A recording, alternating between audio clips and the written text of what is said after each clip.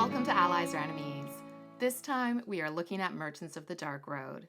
Our copy of the game was provided by the publisher, but the thoughts are all our own. Merchants of the Dark Road is a 1 to 4 player game designed by Suhre that is all about selling goods in the dark and frozen fantasy land of Lumi, where you will work with your trusty steed and a menagerie of animal companions to buy and sell wondrous goods and transport heroes to faraway lands. Plus, it is all super pretty. But how does it play? Let's take a look. In each turn of Merchants of the Dark Road, you will travel around the central rondel and take one or sometimes more actions. There is a lot more nuance than this, but in a nutshell, your turn starts with choosing a die from your supply and placing it on one of the 3 basic action slots on your wagon, and then taking the action on that slot. In doing so, you will bump the die that used to be in that slot. Then you will move your merchant the exact number of pips on that bumped die, and take the action at one of the 2 spaces that you end up next to. These town spaces include the Great Bazaar and Dark Market, where you gain goods to add to your wagon, the Queen's Commission, where you collect commissions to fulfill and deliver, the Inn, where you will pick up heroes, the Ruins of Yin, where you may gain upgraded goods and roll the Ruins die, and traveling to outlying towns where you deliver your goods and heroes for money, prestige, and various bonuses. While you do all of this, you might also use illuminated dice to visit special locations, pick up companions which give you in-game bonuses, and collect deeds which give you endgame goals. At the end of 13 rounds, players travel one last time and then compare the coins that they have gained to their final prestige level, and whichever is lower becomes their victory point total. And then the greatest merchant is named. Like Sean said, there is a lot more nuance to Merchants of the Dark Road than a short explanation can provide. And it's in that nuance that you'll find a lot of the replayability. On the base level, this looks like a game of moving in a circle, picking up and delivering, which it kind of is, but the fun lies in how you manipulate the market and take advantage of those bonus illuminated dice actions and companion abilities, as well as deciding when to hitch a ride with a competitor to deliver goods or when to hoard them for a big score. The biggest points of variability will be the special spaces, which you will use 4 of each game out of a possible 10, though we generally only get to use these maybe 2 or 3 times a game.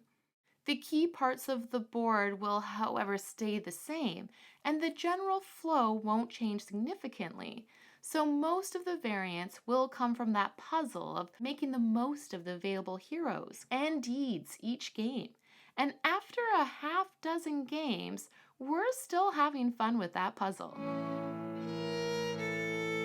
Elf Creek have built a name for themselves for making beautiful games, and this game is no exception, with art by the always terrific Andrew Bosley and design by the team at Paquette Company. We have the retail version of the game, but I can't imagine what bells and whistles it could possibly be missing. The heroes and companions and boards all do a great job of making a world of Lumi somewhere that you want to know more about, and the items and just general stuff all look and feel great, especially the lovely marbled dice. The road is dark, but in that kind of hot chocolate on a cold winter's night kind of way.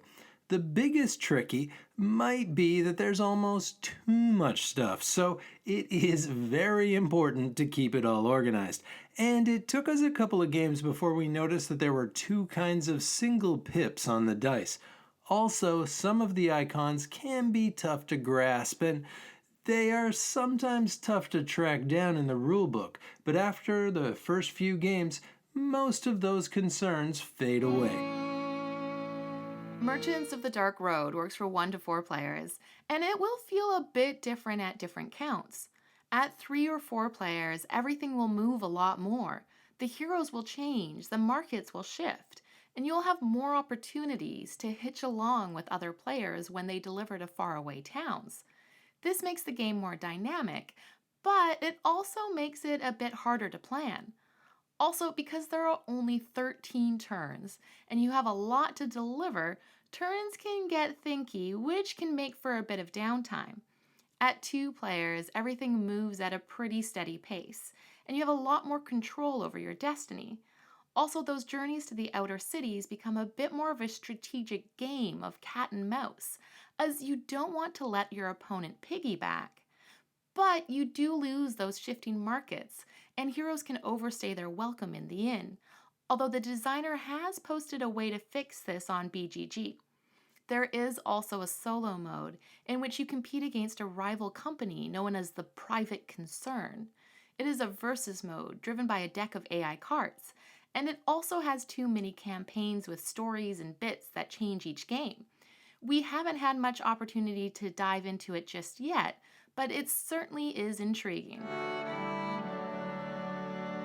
Merchants of the Dark Road mostly delivers on what it sets out to do. There's no doubt that the production is terrific, and the fun fantasy world it creates is certainly inviting.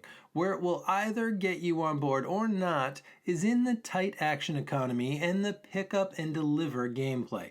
Although within that pick up and deliver system is quite a bit of nuanced action selection and market manipulation, and timing of combos and watching others try to sneak off to those outer cities without any freeloaders hitching a ride.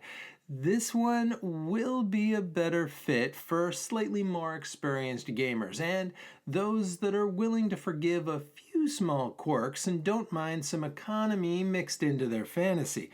But even after a bunch of plays, we find ourselves charmed by this world and happy to come back and explore again.